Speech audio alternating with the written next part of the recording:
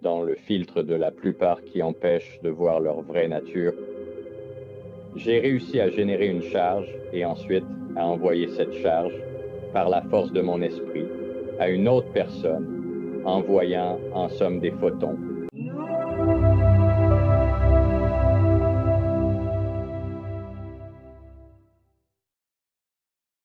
Je souhaite la bienvenue au spectacle. Salut Steven Noack, comment ça va Steve? Tout se passe bien Merci d'être venu à l'émission, mec. Ça compte beaucoup pour moi. et je suis reconnaissant d'être invité. J'ai hâte de partager certaines de mes expériences avec vous et les voici. Des expériences vraiment uniques, en effet. Monsieur, vous avez clairement emprunté un chemin peu conventionnel, comme on dit. Alors dites-moi, avant d'aborder vos expériences de mort imminente, comment était votre vie avant ces expériences? Eh bien, je dirais que la première a eu lieu à 4 ans. Tout a été plutôt chaotique jusqu'à, disons, 4 ans. Quand c'est arrivé, je ne pouvais pas me rappeler exactement ce qui s'était passé. Je savais qu'autre chose s'était produite, au-delà de Hey, tu as été blessé, tu vas bien. Mais peu importe à quel point je tentais de me souvenir, je ne pouvais pas me rappeler quoi.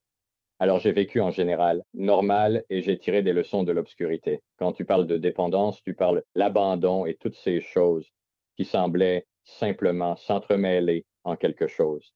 Je ne pouvais pas me défaire moi-même, disons-le comme ça. Mes parents se sont séparés. Maman est au bar. Et toi, tu te réveilles en pleine nuit dans le noir. Il n'y a personne. Alors tu traverses la rue pour aller chez les voisins et juste des choses que les gens qualifieraient probablement de négligence. Je suis vraiment reconnaissant, cependant, d'avoir vécu tout cela parce que ça m'a façonné et ça m'a rendu tellement que j'ai cette conviction ferme que si j'ai pu le faire, toi aussi tu peux. Sans ça, je ne l'aurais pas fait. Mais ouais, beaucoup d'addictions. Pour gérer mes émotions, la douleur physique, à cause des nombreux accidents de voiture que j'avais eus. Et mon Dieu, je ne suis plus que l'ombre d'un homme, je dirais en me regardant dans le miroir. Waouh, mec. Alors, raconte-moi ta première expérience de mort imminente à 4 ans. Donc j'ai 4 ans et je suis dans l'allée des voisins, en face de chez moi. Mon frère m'appelle pour que je vienne. On se prépare à aller au centre commercial, un grand événement. Alors je dévale l'allée entre deux voitures garées et il y a une autre voiture qui arrive, que bien sûr je ne vois pas, et on se percute. Je passe sous la voiture avec mon tricycle, mon gros tricycle. J'étais sur un tricycle en plastique, un gros tricycle qui est à genre 2 centimètres du sol. Construction Solide. Construction solide, ouais.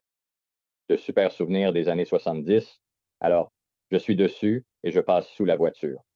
Mon grand volant passe sous la voiture, le grand volant se coince sous le pneu arrière, ce qui, d'après ce qu'on m'a dit, m'a effectivement sauvé de passer sous le pneu. Je me souviens en un flou, et puis, tout à coup, je me vois, comme à travers une brume épaisse. Là, je m'observe et je vois mes yeux se révulser.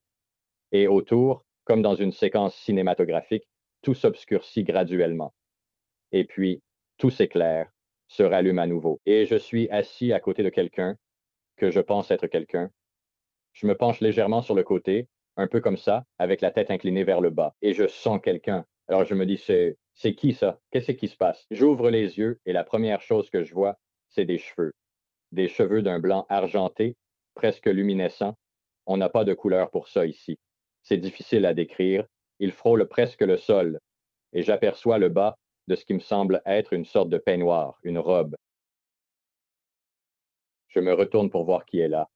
C'est une silhouette encapuchonnée, irradiant de lumière sans visage, juste un éclat où un visage devrait être. Ils ont prononcé mon nom et ils ont dit que vous aviez eu un accident. Tout va bien se passer. Et tandis que nous parlons, je prends conscience que, même si nos lèvres restent immobiles, nous sommes en train de communiquer. Donc, une partie de moi est, d'une certaine manière, à distance, s'efforçant de saisir ce qui se déroule. Une autre part de moi est engagée dans cet échange. Et je commence à remarquer quelques petits détails ici et là, et cela se produit pendant que nous parlons. Il commence à me dire, tu as encore des choses à faire. Tu ne peux pas partir maintenant. Alors qu'on parle, je suis attiré vers le visage de cet être, et j'ai la sensation de m'élever. Quand j'y pense, j'ai l'impression de m'élever. Même maintenant, aujourd'hui. Ça s'ouvre sur une image. Et ce que je vois dans le visage de cet être, c'est ce que je pourrais seulement décrire comme ce que nous dirions que le paradis devrait ressembler. C'était magnifique. Il y avait tant de couleurs que nous n'avons pas ici, et les couleurs étaient vivantes. Elles respiraient, tout était vivant. Et il y avait des personnes âgées là-bas, il y avait des enfants, espèces de fleurs typiques, vue pittoresque sur la nature. Et je pouvais sentir que leur rire et leurs émotions étaient la vie, et qu'ils avaient leur propre vie. Et instantanément, dès que j'ai ressenti cela, j'ai été frappé par la sensation de savoir qu'il n'y a pas de douleur là-bas, il n'y a pas de misère, il n'y a pas de souffrance. Et je voulais y aller. Et puis, c'est à ce moment-là qu'ils sont comme, eh bien, nous avons autre chose à vous montrer. Et instantanément, je suis dans cet autre endroit qui semble bien être un plan. Si vous ou l'un de vos auditeurs avez déjà vu un plan avec un bâtiment dessus, c'est exactement à cela que cela ressemblait. C'était comme si je voyais la réalité matérielle, mais elle n'était plus réelle, et je voyais la structure derrière, la structure énergétique qui formulait, ou alors elle donnait l'instruction, le code qui se trouve derrière la matrice. Ouais. Alors, je regarde cela et il débute par moi au centre, tel le moyeu d'une roue de chariot. C'est ainsi que je peux le mieux décrire, ou comme le cœur d'une roue de médecine. Moi, au milieu. Je le vois et j'en fais partie intégrante. Ainsi, au centre, il me révèle ton amour pur. Lorsque tu descends dans ce corps et que tu parcours ta vie, tu utilises ton énergie pour vivre la réalité sur un plan émotionnel. Tu échanges des énergies avec des personnes, des lieux et des objets, et ces échanges sont contenus et en quelque sorte imprimés ou positionnés dans ce domaine. Et c'est de cette manière que tu rends possible l'échange au moyen de tes centres d'énergie. Et il me montre un peu, et puis, tel un écran de cinéma, il me présente tous ces souvenirs qui défilent devant moi, tout autour, presque comme si vous regardiez une multitude de télévisions, sauf que c'était tout autour de moi. Et puis, il m'expliquait cette extension, ce rayon de la roue, c'est votre accord pour co-créer une réalité à ressentir au tréfonds de votre système nerveux. Elle se concrétisera. Vous la façonnerez et l'éprouverez intensément, quelle qu'en soit l'essence. Mais il tenait à parler du pouvoir en tant que créateur, et pour que nous prenions conscience de notre connexion et de notre puissance, et que tout est créé à travers le cœur. Et ce que vous portez dans le cœur, c'est ce qui va créer votre monde et votre réalité. Il parlait de, je ne sais pas, devrais-je aborder la récupération d'énergie? Oui, je vous prie. Ascension. Ils ont mentionné une période sur la planète où il sera nécessaire que l'humanité fasse évoluer son esprit afin de pouvoir survivre vers une conscience plus élevée et divine qui encourage fortement la compassion, l'unité et l'unicité, au lieu de favoriser la séparation, les conflits armés et les douleurs. Ils ont dit qu'ils reviendraient, mon. Pour cela, et moi, genre, alors que je contemple ces souvenirs, que je peux y accéder et que je les ressens profondément, je me dis, je n'étais pas convaincu. Puis effectivement, ils sont revenus. Alors voilà, ils ont conversé tant de choses différentes. Ils m'ont montré un dossier, en quelque sorte. C'était comme si chaque personne détenait son propre plan personnel, et certains spiritualistes l'appellent les archives akashiques. Beaucoup de tout cela, littéralement, j'ai été plongé dedans en tant que sceptique, et j'ai dû le démêler et assembler les pièces. Mais pour moi, ce qu'ils m'ont montré, c'est que nous étions beaucoup comme un ordinateur. Notre subconscient stocke des programmes non traités, non filtrés ou inexprimés. Ils sont aussi liés à notre mémoire cellulaire, formant le lien physique. Il y a donc une interaction fonctionnelle entre ces deux composantes de notre être. Ils m'ont révélé cette empreinte, ou plutôt ce plan qui était contenu dans le champ quantique, faute d'un meilleur terme. Je suis convaincu que cela porte un nom que nous ne saisissons pas encore, mais ils m'ont assuré que chaque personne possède cette empreinte. Elle est parfaite. C'est l'image de Dieu. Vous avez été façonné à l'image de votre Créateur. Elle est toujours présente, là, pour vous guider. C'est comme une sécurité infaillible. Vous devez la revendiquer avec votre cœur et votre libre arbitre. Vous devez la désirer et permettre son intégration en vous. Et à mesure que vous vous identifiez à cela et que vous vous intégrez, c'est votre guérison, c'est votre élévation, c'est tout ce que vous cherchez à combler en vous dans ce monde. Cela vous comblera. Ils étaient donc vraiment compétents pour me faire saisir cela et pour le comprendre eux-mêmes sur le plan technique. Ils expliquaient, regarde tes entrées et sorties et le type de données présentes dans ton système, ce que tu assimiles, ce que tu introduis, ce que tu rejettes, car l'énergie va circuler à travers ton système. Mais tu n'as pas besoin de la relier au monde extérieur, n'est-ce pas? Tu n'as pas besoin de l'associer au monde extérieur, même si elle y circule. Ils étaient convaincants dans leur prêche. Tu es l'incarnation de l'amour en tant qu'énergie, vivant une expérience humaine. Tu n'as pas d'étiquette. Et cela m'a libéré, à mesure que j'ai commencé à y croire et à l'incarner. Ça m'a affranchi du besoin de plaire aux autres, du besoin d'approbation, à rechercher toutes ces choses que je convoitais dans mon enfance quand je m'identifiais à cela. Et c'est un processus pour se permettre d'y croire. Puis-je vous interrompre un instant? Tout ceci s'est-il produit lors de votre première expérience de mort imminente à 4 ans? C'était à peu près tout pour ma première mort, ma première expérience de mort imminente. Alors, comment avez-vous vécu cela avec le regard d'un enfant de 4 ans ou était-ce différent? Non, je n'ai pas pu jusqu'à la trentaine. C'est à ce moment-là qu'elles sont revenues. La voix est revenue et c'est alors que tout s'est ouvert dans ma tête et j'ai pu accéder à ce qui s'était passé. Oh, donc en d'autres termes, quand tu avais 4 ans, tout cela a été en quelque sorte téléchargé dans le fond de ta tête, si l'on veut, et tu t'y es accroché. Tu ne te souvenais de rien de tout ça? Aussi fort que j'ai essayé de me souvenir. Comme je le disais au début, je savais qu'il s'était passé quelque chose. Ce n'était pas normal, mais je ne pouvais pas me rappeler quoi. C'est comme essayer de se souvenir de ce qu'on a pris au petit déjeuner la veille au soir, ou d'un rêve de la nuit dernière. Oui, un rêve, exactement. Donc, la seconde expérience de mort imminente, c'est quand j'ai basculé. Je ne dirais pas que c'était pas clinique comme la dernière fois, mais c'était vraiment mauvais.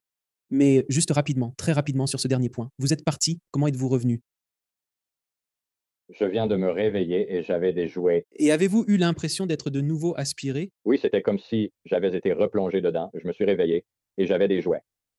Après qu'il m'ait donné toute cette éducation sur la récolte d'énergie, sur des êtres qui existent dans des dimensions que nous ne pouvons pas voir, qui sont simplement constitués de cette énergie et qui veulent survivre, alors ils vont passer à travers l'humanité et la pousser vers un état inférieur.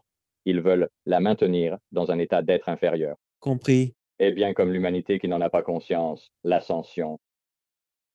Ils m'ont également enseigné la Trinité. Étant un circuit d'énergie, il y a trois points que nous pouvons relier et pour former un champ autour de nous et nous permettre de nous étendre. C'était comme s'il m'avait donné beaucoup d'explications techniques sur les choses et je n'avais pas vraiment la religion. Je n'ai pas été élevé dans la religion. Je n'allais jamais à l'église. Donc, alors que je vivais cela, et cela commence à ressurgir une seconde fois lorsque j'atteins la trentaine. C'est à ce moment-là que les choses deviennent vraiment, disons, folles. J'ai cet accident de voiture, je suis inconscient, je dois subir une opération. Je me réveille, je veux partir, et je ne sais pas pourquoi, mais je devais sortir de là. Je n'avais encore pris aucun médicament ou quoi que ce soit. Alors je me disais, je m'en vais. Et effectivement, comme j'étais submergé par une anxiété écrasante, je veux dire, la pire que j'ai jamais ressentie de ma vie, et je n'étais pas anxieux. Tout à coup, cette mélodie m'envahit, et de la tête aux pieds, c'est comme si quelqu'un m'avait enveloppé dans un burrito d'amour. Voilà encore une fois la voix, et elle a dit, Steven, tu as eu un accident. Ne t'inquiète pas, tout va bien se passer. Et effectivement, tout s'est bien passé. Vous savez, je ne veux pas jurer dans votre émission, mais j'ai immédiatement reconnu la voix. Et puis tout à coup, c'est là que toutes ces visions ont commencé, toutes ces énergies qui me traversaient. C'était comme si quelque chose s'était ouvert et la partie fausse de moi-même créait maintenant une polarité avec cette énergie supérieure. Et je commençais à alchimiser, à transmuter, et je ne comprenais pas vraiment afin d'intégrer cette autre énergie dans mon système. Alors je suis retourné au travail. J'ai commencé à entendre les pensées des gens. Je me suis mis à éclater de rire, ensuite à fondre en larmes. Des trucs de voyance totalement fous. Je suis allé en pause déjeuner un jour et je suis entré dans un magasin et j'ai été témoin d'un événement que je n'oublierai jamais. Ce gamin qui faisait la queue a demandé à son père s'il pouvait avoir quelque chose et puis il est retourné dans la file et il l'a refait. Et je me souviens, c'était exactement la même chose. Je me disais, c'est bizarre. Et il n'en avait pas pris un second. Il n'en avait demandé qu'un seul. Alors je suis retourné à ma voiture. Je démarre la voiture. Ils sont en conversation avec une femme à la radio qui a remporté un concours. Ils échangent sur la réponse, blablabla. Puis tout à coup, un clic. Le téléphone de la station radio se met à sonner. C'est la femme, et il lui pose alors la question. Et là, je me dis que je viens juste d'entendre ça. Je connais la réponse. C'est à ce moment précis que j'ai envisagé de me faire interner. J'ai alors commencé à faire le tour de toutes les églises que je pouvais trouver. Peu importe la confession, je cherchais avec qui je pouvais parler. Comment ne le sais-tu pas déjà? Et j'ai compris instantanément. Il y a une guerre spirituelle pour notre énergie, pour nos émotions. Et c'était là le véritable trésor caché. Et je parle à ces gens. Comment ne savez-vous pas que cela se passe? C'était comme si je pouvais le ressentir si intensément. Et j'avais une telle passion à ce sujet, mes émotions à l'égard de toutes ces personnes. En quelque sorte, oui, accepter de vivre l'expérience terrestre, mais sans avoir la capacité de s'en échapper, et rester maintenu dans cet état, et tout ce truc dont je n'avais pas conscience auparavant. Bien sûr, la physique quantique. Je parle constamment de physique quantique. Dieu, je n'ai jamais fréquenté l'école, jamais mis les pieds dans une église. Alors ma famille voulait que je voie un psy. Ils voulaient, en quelque sorte, m'ont mis à l'écart. Et c'était bien. C'était ce dont j'avais besoin, parce que j'avais besoin de prendre mes distances. Pour commencer à activer mes circuits neuronaux, recabler mon cerveau, la neuroplasticité, et commencer à associer cela à cette image et renforcer cela et la connaissance en moi-même, pour que je puisse offrir aux gens ce que j'avais, tout ce que j'avais appris. Alors, quand vous êtes retourné pour la deuxième fois, est-ce qu'ils se sont contentés de vous rappeler ce que vous saviez déjà ou avez-vous aussi vécu de nouvelles expériences? Non, c'était totalement différent. Il s'agissait de ressentir et de traverser cela. Pas comme il y a 4 ans. Bien sûr, je ne faisais pas l'expérience de toutes ces choses psychiques et les esprits. Tout cela est arrivé parce que je me suis réveillé entouré d'esprits, de silhouettes et d'énergie. C'était presque comme si j'avais eu un aperçu du champ éthérique. Et pour revenir à la roue médicinale et aux projections astrales, je me suis également éveillé à cela. Et pendant un court moment, environ un mois, je pouvais voir mes projections quantiques se déplacer dans la réalité. Et je pouvais voir et discerner de quel type d'énergie elles étaient constituées, inférieures ou supérieures. Puis la conversation a commencé, car au début, je pensais que c'était des esprits. Et il m'a fallu du temps pour comprendre que non, cela venait de l'intérieur de moi. Ce n'était pas à l'extérieur. Et c'est alors que j'ai commencé à changer mon énergie, ma fréquence, mes habitudes et mes schémas. Et puis, cela s'est élargi. Alors les anges sont intervenus. J'ai commencé à réaliser que c'était avec eux que j'étais pendant mon EMI. Ils ont également précisé qu'ils existent en chaque individu, que personne n'est exceptionnel ici et qu'ils sont disponibles pour tous. Quand vous désirez atteindre cette fréquence particulière et vous y intégrer pleinement. Et c'était clair, l'humanité est à la fois démon et ange. Vous avez le choix. Et ce que nous observons sur la planète aujourd'hui parle beaucoup de l'énergie que les gens accumulent dans leur mémoire cellulaire. Et cela s'appelle le détournement neuronal. C'est le terme en neurosciences. C'est lorsque vos émotions sont si fortes qu'elles prennent le dessus sur votre pensée rationnelle. Et ces personnes doivent libérer cette énergie, la colère, l'anxiété et tout le reste. C'est toute une charge. Nous le voyons à travers les actes de l'humanité aujourd'hui. Ils étaient donc clairs en disant que vous êtes anges et démons. C'est à vous de choisir lequel être. Mais il semble qu'aujourd'hui, il y ait un éveil spirituel plus marqué que jamais. Êtes-vous d'accord? Absolument. Oui, j'ai vraiment l'impression que c'est clairement encouragé par certaines énergies. Et on ressent nettement la polarité sur la planète, évidemment, dans les sujets et les thèmes abordés. Et je pense qu'il y a tellement à apprendre du contraste. Sans contraste, nous ne serions pas là. Sans contraste, nous n'existerions pas en tant que matière, positif, négatif, mais nous devons apprendre à le maîtriser. C'est précisément ce qui nous fait défaut, savoir comment gérer notre propre système nerveux et les informations que nous y emmagasinons en tant que données. Après un temps, vous achetez un ordinateur, l'emmenez chez vous, et il marche parfaitement durant la première ou les 2 premières années.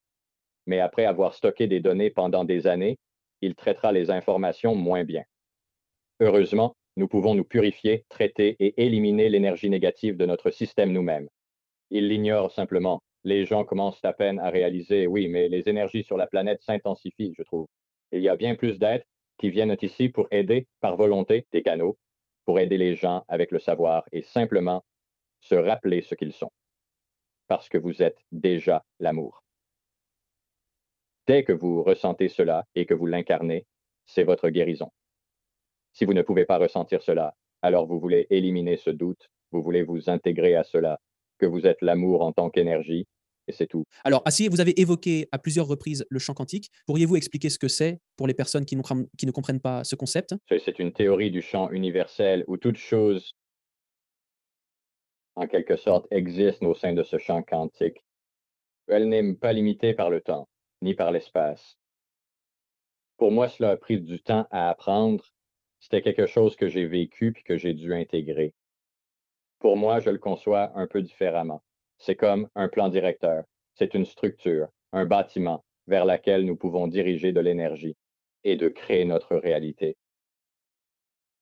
Mais cela est connu sous le nom de théorie du champ universel, où tous les champs sont inclus à l'intérieur du champ quantique, jusqu'à un point zéro.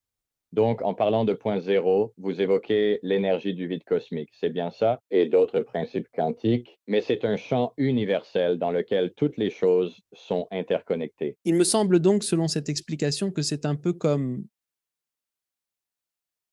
Guy, vous êtes le programmeur de ce code et vous avez la capacité de créer, quel que soit le programme que vous désirez pour manifester la réalité que vous choisissez d'expérimenter. Et vous faites cela principalement à un niveau subconscient jusqu'à ce que vous en deveniez conscient. Et c'est à ce moment-là, la graine d'une idée telle que la loi de l'attraction, qui a été fréquemment mal interprétée. Mais avec la sortie du film Le Secret, cela a marqué le commencement d'une conversation concernant ce type de notion, l'idée de co-création, au moins collective, dont je me souvienne. C'est juste, n'est-ce pas? Oui, absolument. D'abord, il vous faut prendre conscience, puis il faut passer à la mise en œuvre. Il semble que les gens deviennent de plus en plus conscients pour combler l'écart. Ce qui m'a aidé, c'est de travailler avec les autres et les changements que je pouvais induire dans leur système. La guérison et tout ce qui s'ensuit, c'était la connaissance. J'ai pas assez du temps à travailler avec le sentiment de cette connaissance. Ce que je veux dire, c'est que les humains savent instinctivement que l'eau est mouillée, le feu chaud. Pourquoi ignorez-vous votre amour? Pourquoi ne reconnaissez-vous pas que c'est guérisseur? Travaillez à combler ce fossé. Alors vous voulez maintenir ce sentiment de savoir que c'est déjà accompli. Peu importe ce que vous demandez, croyez-y pleinement et éliminez tout doute jusqu'à ce que votre corps le ressente. Esprit, cœur, corps, c'est le physique. Alors, vous voulez utiliser votre esprit et votre cœur essentiellement pour envoyer un signal dans le physique, pour que votre corps le ressente. Et c'est là que vous commencez à réellement magnétiser et manifester.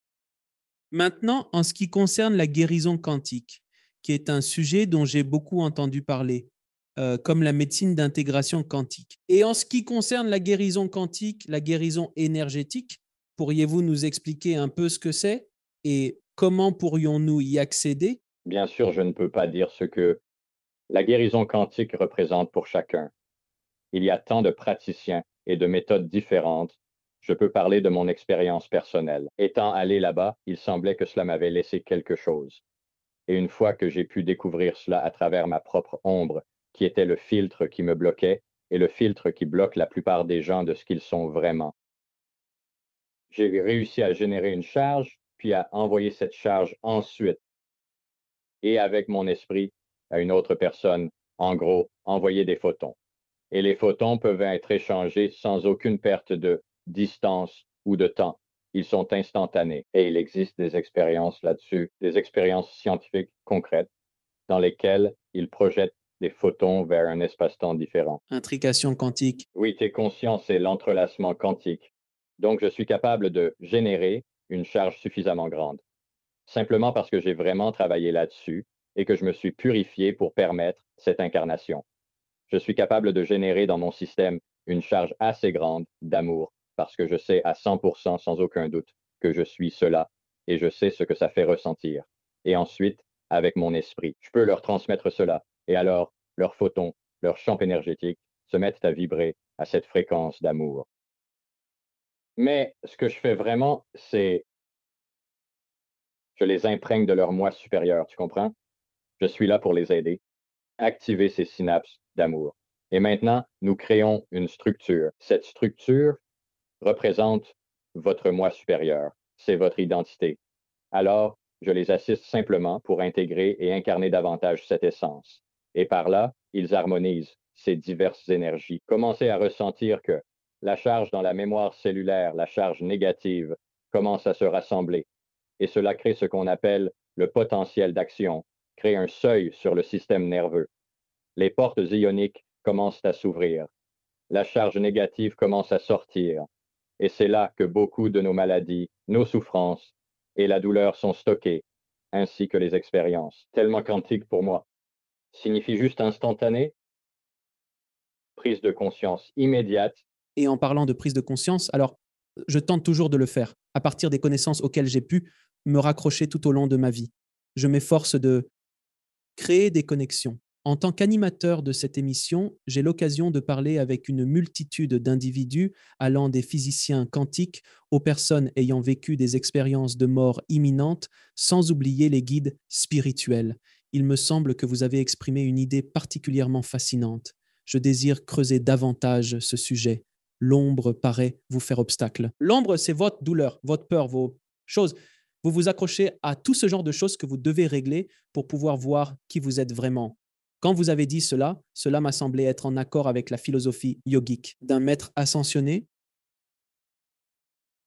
Une fois que vous lâchez prise sur tout cela et que vous devenez amour, vous vous souvenez de qui vous êtes et vous trouvez, entre guillemets, l'illumination. Vous êtes connecté à la source à ce moment-là. Et des personnes comme Yogananda, Jésus, Bouddha ou ce genre d'individus qui ont marché sur cette terre sont parvenus à cet état et ont compris qui ils étaient. C'est pourquoi Jésus pouvait guérir les gens spontanément, parce qu'ils sont tous devenus en quelque sorte des néos dans la matrice. Ils avaient la capacité de manipuler entièrement l'environnement et les objets qui les entouraient à un degré qui dépasse notre compréhension. Car nous ne sommes pas néos, mais nous avons tous le potentiel de le devenir, de la matrice. Si vous n'avez pas vu la matrice, je vous conseille vivement de la regarder. Mais est-ce vraiment une analogie adéquate pour ce que je tente d'accomplir? Je dirais effectivement que oui, absolument, car tous les atomes et les molécules sont identiques en nature et la seule chose qui les différencie, c'est leur densité et leur fréquence vibratoire. Je dirais donc qu'ils restructuraient bel et bien la matière puisqu'elle n'est pas solide en soi, en eux-mêmes ainsi que chez les autres personnes. Oui, absolument. Et ils ont passé de nombreuses années à vraiment se comprendre eux-mêmes d'abord. Et ce qui m'a vraiment aidé, c'était de prendre du temps pour moi-même, de passer mes journées renforçant mon énergie. Et j'ai appris que si je veux aller quelque part, je dois construire une énergie positive. Et je ne peux pas continuer à intégrer ces énergies négatives et à émettre ces énergies négatives parce qu'elles vont me maintenir dans un espace inférieur. Donc, je voulais juste construire des énergies plus positives et encore plus positives. Maintenant, cela ne signifie pas que vous devez être tout le temps joyeux et insouciant. Cela signifie simplement de vous traiter comme un être sacré et souverain. Et prenez conscience de ce que vous choisissez comme nourriture spirituelle. Et est-ce l'une des raisons pour lesquelles, lorsque vous allez dans la nature ou que vous êtes à la plage ou dans les vagues ou quelque chose comme ça, ou près des animaux, il y a cette énergie que vous ressentez, en particulier les surfeurs. Les surfeurs parlent de cette euphorie qu'ils ressentent lorsqu'ils glissent sur les vagues et qu'ils sont sur la plage. On dirait qu'il y a une décharge d'énergie. Autour de la plage, on ressent une énergie très curative, une sensation d'ancrage profond avec le sol de la terre. La culture japonaise fait référence au bain de forêt, une pratique qui consiste à se promener et à s'immerger pleinement dans la nature. Ah oui, c'est bien cela, les ions positifs, n'est-ce pas? Nous discutons donc quelque peu du même univers, n'est-ce pas? Alors quand je me promène dans la nature, je n'ai aucune douleur, je n'ai aucun souci, je suis chez moi. Et c'est parce que j'étais dans ce point zéro, totalement détaché. Je savais que je faisais partie de tout. Et c'est en quelque sorte mon objectif quand je travaille sur moi-même ou avec d'autres personnes, c'est de les amener à ce point zéro. Mais oui, nous faisons partie de cette énergie. Nous sommes constitués des mêmes éléments, composés de toute cette même énergie. Et prendre conscience de cela nous ramène à ce rythme de paix, ce rythme d'abandon, d'acceptation, de réception et de flux. Quand on essaie de lutter contre le monde naturel, il semble que les humains soient les seuls à aspirer à vivre plus vite que la nature. Vous avez le OK? Oui, je suis bien d'accord. La vibration de l'amour est bien plus élevée que celle de la colère, de la peur ou de la haine. Et vous pouviez le ressentir au fond de vous. Quand vous êtes en colère, simplement ressentez vos émotions, mais en amour. Ou c'est comme ce premier amour de jeunesse quand on est enfant, ou quand vous êtes avec vos enfants ou avec votre moitié, l'amour que vous ressentez, ou pour un animal, cet amour vous élève, vous vous sentez plus léger à bien des égards, n'est-ce pas? Vous comprenez instinctivement les différences entre ce qui est lourd et ce qui est léger. Vous le savez, c'est exact. Il est nécessaire de faire un choix. C'est comme si on n'allait pas obtenir tout ce que l'on désire dans ce monde. Le véritable pouvoir n'est pas ce à quoi on s'accrochait. Dès l'instant où j'associe mon identité à celle, je le deviens. Il devient moi. Et c'est pour cela que je suis vraiment intransigeant à prêcher que ma seule identité est l'énergie de l'amour. Je vis une expérience humaine.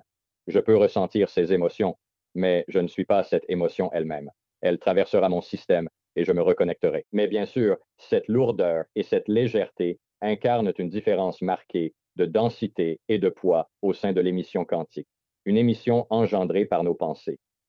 Et il est naturel que ces pensées suivent parfois des schémas récurrents nous conduisant à reproduire certains comportements.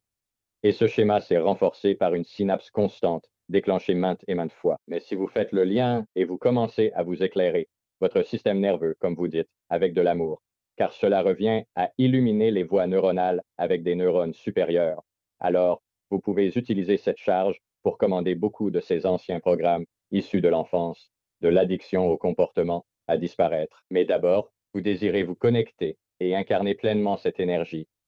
Prenez votre temps. Chacun a besoin de ce temps précis.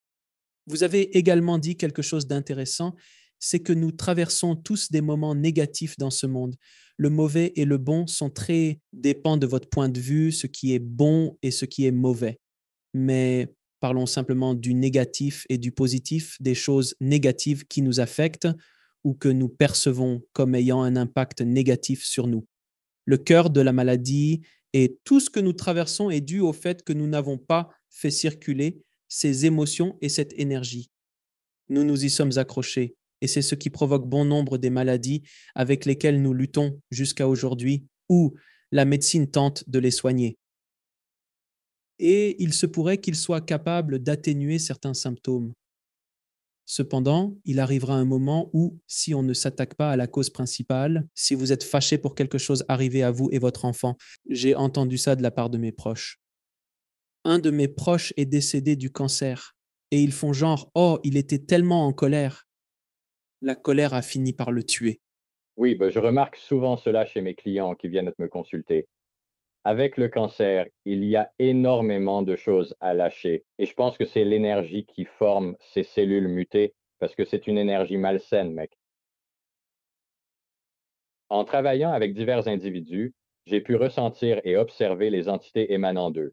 J'ai collaboré avec un homme notamment. Il a tourné au coin de la rue et a commencé à vomir une substance noire, genre, bon, ça n'arrive pas à tout le monde. Mais ces choses que nous incarnons, auxquelles nous nous identifions et que nous endossons, ce n'est pas à nous de les prendre en charge et ça n'en vaut pas la peine. Une routine pour apprendre à se purifier. Et ça m'a aidé à me voir beaucoup comme un ordinateur. Faites attention aux données, faites attention aux résultats. Prendre en charge cela, gérer de telles choses, cela m'a été bénéfique. Cela inclut-il également le genre de les médias que nous consommons, qu'il s'agisse des réseaux sociaux, des actualités ou de choses négatives qui nous parviennent. Parce qu'en général, après avoir regardé les informations, on ne se sent pas bien. Peut-être après visionner une comédie ou une sitcom ou quelque chose qui vous fait rire ou qui a un niveau d'énergie plus élevé que de regarder les actualités. Bien sûr. Et pour revenir au film Monsters and Sea, si jamais quelqu'un parmi vous l'a déjà regardé. Ah oui, bien entendu. La peur, oui, c'est vraiment un film puissant. Ouais, vraiment un super film. Alors, c'est celui où des monstres émergent de sous le lit et récoltent l'énergie des enfants en les terrifiant. Mais à la fin, ils découvrent que le rire des enfants est une source d'énergie bien plus puissante. Ouais, tout à fait. Actualité. Tout ce qu'on introduit dans notre esprit finit par aller quelque part, n'est-ce pas? Et si ce n'est pas exprimé parce que les pensées produisent de l'énergie, alors ce n'est pas que, d'accord, je ne puisse pas le regarder. Ce n'est pas que je ne puisse pas faire cela ou cela. Il s'agit plutôt d'une prise de conscience de soi lorsqu'on commence à s'attacher émotionnellement et qu'on se laisse vraiment emporter par la passion pour cela ou pour des choses similaires, cela est autorisé. Aidez et faites des choses, mais dès que vous recommencez à y attacher votre identité et votre énergie, vous inviter à co-créer et à entamer un cycle avec vous. Lorsque je dirige cette énergie vers l'extérieur, c'est là que tout commence. D'accord. Donc, lorsque vous dites cela, vous affirmez que lorsque nous nous considérons comme une victime et que nous endossons pleinement ce rôle, si vous voulez, cette énergie, nous invitons en quelque sorte l'univers, le champ quantique, à acquiescer, à dire d'accord. Alex souhaite s'en occuper dès maintenant. Ainsi, c'est cela que Alex n'a toujours pas appris. Oui, il désire s'en occuper lui-même. Alors, nous allons le laisser faire ça. À la place de un être éclairé, un yogi si vous voulez, ne penserait pas à ces trivialités. Leur co-création diffère, car ils comprennent profondément. Ils saisissent la matrice, déchiffrent mieux le code en eux et savent gérer les situations. Cela vient de leur niveau d'humanité élevé, qui transforme leur perception et interaction avec le monde. Vous avez un ego. Nous tous, nous devons gérer l'ego, peu importe à quel point vous êtes éclairé ou non. C'est la manière dont vous gérez cet ego et comment vous faites face aux émotions qui surgissent. Parce que vous allez vous mettre en colère. Peut-être. Peut-être. Je ne sais pas, je ne suis pas sage.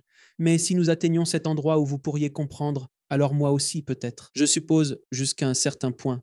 Mais vous voyez ce que je veux dire? Je ne suis pas un maître ascensionné à ce stade de ma vie ou dans mon évolution, mais à un point où il se contente soit d'en rire, soit de l'ignorer parce qu'il voit simplement le ridicule de la pièce dans laquelle nous sommes tous.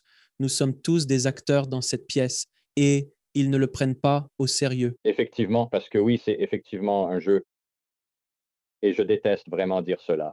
Parce que, après y avoir bien réfléchi et suite à des discussions avec des clients, la souffrance humaine et tout ce qui en découle sont bien réels. Malheureusement, nous sommes les architectes de cette réalité et il nous incombe d'en assumer la responsabilité. Nous sommes supposés nous soutenir mutuellement comme des frères et sœurs, en suivant des enseignements qui nous ont été transmis depuis des millénaires. Par conséquent, il n'est pas juste de blâmer Dieu. Je pense que plus j'incarne la croyance et maintiens cette énergie, plus je suis reconnaissant chaque matin. Je prends un moment pour dire merci pour tout ce qui me vient à l'esprit. Pas besoin de 15 minutes, juste un instant suffit. Merci, Dieu. Merci, guide. Je construis ainsi une charge positive. Et quand je sors, cette charge renforcée m'empêche de me laisser emporter par les aléas. Cela me permet de rester centré et calme. Oh, d'accord, je fais le tri directement. Ouais, d'accord. Et c'était une bonne insulte. J'aime ça, ce genre d'accord, plutôt que de m'y attacher, parce que si ma charge émotionnelle était plus basse, il serait possible que je m'y attache, et cela pourrait m'énerver. Donc, il est essentiel que je m'assure que ma charge émotionnelle est adéquate, ainsi que mon état d'être. Cela devrait être l'objectif le plus important dans la vie de chaque personne. Il suffit de corriger votre état d'être pour l'orienter vers le sentiment d'amour. Et pour cela, vous n'avez besoin de l'aide de personne d'autre. Vous disposez d'activités, de tant de choses que vous pouvez entreprendre pour générer cette fréquence qui éclaire votre système. Mais oui, vous serez capable de gérer les situations plus facilement. Cela ne signifie pas l'absence de colère. Vous êtes juste apte à la traiter rapidement. Le retournement de situation est plus prompt, pour ainsi dire. Oui, Et c'est quelque chose que j'ai remarqué dans ma propre vie ou quelque chose à quoi je m'accrochais. Parfois, cela prend semaines ou mois. Et désormais est devenu quelque chose que je peux traiter en 1 heure ou en quelques minutes où je m'accrochais. Et cela pouvait gâcher ma journée ou même ruiner toute ma semaine quand j'étais plus jeune. Mais maintenant, c'est différent. Absolument. Ça se traite à l'intérieur de soi. Rien n'est parfait et tu n'es pas censé être parfait. Nous sommes tous en train d'apprendre. La vie est une école et nous sommes vraiment tous en plein apprentissage. En essayant de tout comprendre en avançant. Et c'est, une fois de plus, l'une des raisons fondamentales pour lesquelles je réalise cette émission. Parce qu'autant que je m'efforce de montrer à tous ceux qui regardent, j'apprends également moi-même comment suivre le chemin pour moi-même et ensemble, nous apprenons à suivre le chemin pour vous et pour ce que vous êtes venu accomplir ici, et ainsi de suite. mais absolument, je veux partir en tant qu'amour. Nous sommes venus en tant qu'amour. Nous voulons vivre une expérience avec toutes les émotions, car aucune bonne histoire ne peut être racontée avec seulement des moments heureux. Donc, on veut tout vivre et ensuite on veut revenir en tant qu'amour. Et je pense que c'est l'idée. Eh bien, l'autre chose, c'est que vous avez dit qu'aucune bonne histoire n'est faite que de moments forts, et c'est vrai. Et si nous examinons la structure d'une histoire, parce que je viens d'Hollywood et j'ai travaillé dans le milieu pendant longtemps, et je comprends la structure narrative. Sans le conflit, il n'existe pas d'histoire. Le conflit est essentiel pour propulser une histoire en avant. Sans obstacle à surmonter pour le héros ou l'héroïne, le récit perd de son intérêt. Une série ininterrompue de triomphes devient rapidement monotone. Après les 2 premiers succès, on commence à percevoir un vide. Cependant, Introduisez un élément perturbateur, tel qu'une boiterie, une lutte contre l'alcoolisme ou une rupture amoureuse, et tout à coup, l'histoire s'étoffe et prend une toute autre dimension. S'il ne parvient pas à réussir ce coup de circuit, il sera renvoyé dans les ligues mineures. Et toute cette histoire dans l'analogie du baseball que je viens d'utiliser, c'est juste parfait. Ce sont toutes ces petites subtilités qui rendent le tout bien plus intéressant que ça ne l'est déjà simplement. Oh oui, cela vous attire tel un aimant. Le cœur de l'humain, parce que cela vous attire. Donc, avec cela dit, et c'est là que la partie difficile pour les auditeurs doit intervenir, c'est que sans ces événements négatifs qui nous arrivent dans la vie, nous ne pouvons tout simplement pas grandir. Si, en d'autres termes, je sais frapper une balle rapide. Pardon, une balle rapide. Pour ceux qui ne connaissent pas le baseball, il y a deux types de lancers dont je veux parler ici. Une balle de baseball est lancée et on la frappe avec une batte. Si j'apprends à frapper une balle rapide et que chaque fois qu'on me lance une balle rapide, peu importe où elle se trouve, je peux frapper un coup de circuit, ça devient ennuyeux à la longue. Mais dès que quelqu'un me lance une balle courbe pour la première fois, je rate mon coup. Il faut maintenant que j'apprenne comment frapper cette balle, cette adversité, cette chose, ce défi. Mais avec la vie,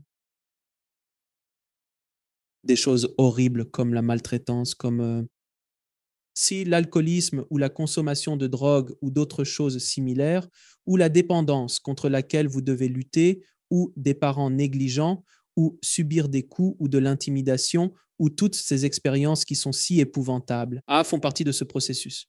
Et il est difficile pour les gens de comprendre cela. Je suis sûr que vous avez couru. Oui, je vais simplifier les choses pour eux. Ce ne sont que des données. C'est de l'énergie et des données. Et quand vous entrez dans un espace profond dans vous où vous-même, vous êtes plus aligné et vous pouvez l'observer, c'est cela, la sagesse. Cela devient de la sagesse. Et vous ne seriez pas là où vous êtes aujourd'hui sans ces défis. Sans mes propres défis, je ne serais pas ici en train de parler à chacun d'entre vous et participer à l'émission. Je n'aiderais pas les gens si c'était le cas. Si je n'avais pas vécu ce que j'ai traversé, je n'aurais pas participé à l'émission. Je n'aurais pas voulu essayer d'aider les gens à éviter beaucoup des pièges dans lesquels je suis tombé. Je pense que c'est aussi un mécanisme de croissance, parce qu'en grandissant, vous ne disposerez pas de cette conscience réfléchie ni de cette prise de conscience. Vous vous contentez de vivre la vie. Et ainsi, une fois que vous aurez atteint un autre stade, vous serez en mesure de procéder à cette réflexion. Il y a un invité que j'ai eu qui possède une histoire incroyable et que je trouve vraiment fascinante, appropriée pour notre sujet de discussion. Elle était jeune, elle était à l'université et elle a été violée par un groupe d'hommes. Et elle a décidé, à ce moment-là, de leur pardonner. Ils ont attrapé les gars, elle n'a pas porté plainte, elle n'a rien fait. Ils ont été libérés parce qu'elle leur a pardonné, parce qu'elle a compris à ce moment-là que si elle s'accrochait à cela, cela allait la détruire. Alors elle a lâché prise. 20 ans se sont écoulés. L'un des hommes qui l'avait violée est tombé sur elle par hasard. Et il s'était transformé en policier parce qu'il était tellement bouleversé par ce qu'il avait fait et tellement touché par ce qu'elle avait fait pour lui qu'il s'est dit, je vais consacrer le reste de ma vie à sauver et à aider les gens. Waouh, j'en ai des frissons rien que de raconter cette histoire. Ouais, je l'ai senti remonter le long de ma jambe. Ouais, ça, c'est une histoire tellement puissante. Et quand elle était dans l'émission, elle fait genre, ouais, et puis j'ai été violée en réunion, et là je suis genre, je suis désolé, ralentis un instant. Qu'est-ce que tu viens de... Parce qu'elle n'avait juste aucune connexion avec ça. Et maintenant, elle est aussi médecin. Et elle aide les gens. Mais cette leçon est tellement puissante. C'est exactement ce que Jésus a dit. C'est exactement ce que tous ces êtres élevés. Les maîtres, je pense qu'ils écrivent aussi les plus belles histoires, car vois, prends ça. Ils sélectionnent des gens comme nous, mec. Cela est absolument fascinant. Mais donc pour les personnes qui écoutent et qui traversent des moments difficiles, vous avez toujours la possibilité de choisir de vous en sortir. Peu importe la difficulté de la situation, il existe toujours un choix. Et si vous êtes dans une relation abusive ou comme moi pendant un temps, quand j'étais plus jeune avec un mafieux, ce qui est une toute autre histoire, vous choisissez partir. Mais il y a toujours un choix. et vous pourriez trouver un moyen de vous en sortir. Si vous voulez vraiment vous en sortir, en tirer des leçons, grandir à travers cette expérience et pardonner aux personnes et aux choses qui vous arrivent, faites-le, car cela vous rendra les choses tellement plus faciles. Si vous vous accrochez à toute cette colère et cette douleur, vous ne faites que vous blesser. C'est l'une de ces citations célèbres de, je ne sais pas, un sage célèbre quelque part. Comme quand vous haïssez quelqu'un, c'est comme si vous buviez du poison, parce que ce n'est pas eux que vous blessez avec votre haine. Il y a toujours deux personnes impliquées, mec. C'est pour ça que les maîtres disent pardonne. Et si tu ne peux pas pardonner, ce que j'essaie de faire, c'est pardonner l'expérience. D'accord? C'est arrivé, c'est du passé. Je pardonne tout ce qui était impliqué. Je ne le prends pas personnellement. Ouais. Donc, sans cette énergie, sans ce contraste, cela ne nous transformerait pas de façon différente. Et c'est précisément le but de tout cela, car de l'autre côté, il n'existe aucun contraste. Et plus vous passez de temps à vous connecter à votre Créateur, à qui vous êtes et de la manière que vous reconnaissez, cela n'a pas besoin d'être selon la manière de quiconque, mais cela devrait refléter l'amour. Alors plus il devient facile d'avancer avec ces décisions de croissance, car la seule chose qui ne changera jamais, c'est le changement. Alors je voulais vous permettre de sortir de l'immobilisme et en incarnant cette énergie et en renforçant votre connexion en utilisant vos circuits neuronaux, en vous connectant à l'amour comme une énergie. C'est ce qui va vous aider à éviter ces situations ainsi qu'à vous en sortir. Avez-vous d'autres conseils pour les auditeurs sur la manière dont ils peuvent accéder à ce champ quantique, que ce soit par le travail respiratoire ou bien par y a-t-il des mesures que vous pourriez prendre sur le plan personnel pour renforcer votre lien avec cela? Je pratique intensément la méditation et je perçois, c'est comme si je m'unissais à ces aspects, comme si la méditation me régénérait. Il existe, oui, il existe. En méditant, il y a accumulation d'énergie. C'est ce que vous cherchez, non? Et je le ressens aussi parfois. Genre, mec, il faut que je prenne une heure, je dois y aller, je dois partir parce que je suis juste en attente. Et puis, quand j'ai fini une méditation profonde, j'ai l'impression que tu es comme, oui, je me sens mieux. Je suis pareil, mec. Je sais exactement quand j'ai besoin de sortir dans la nature. Je sais précisément quand je dois faire ça. Je suis un grand défenseur, et oui, le travail de la respiration est super important.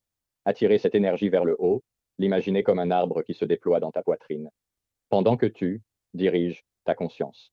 D'accord? Je suis un ardent défenseur de la maîtrise de cet espace intérieur. Rien n'est hors de ma portée. Ainsi, je ferai appel à toutes les énergies qui résident en moi, quelles qu'elles soient.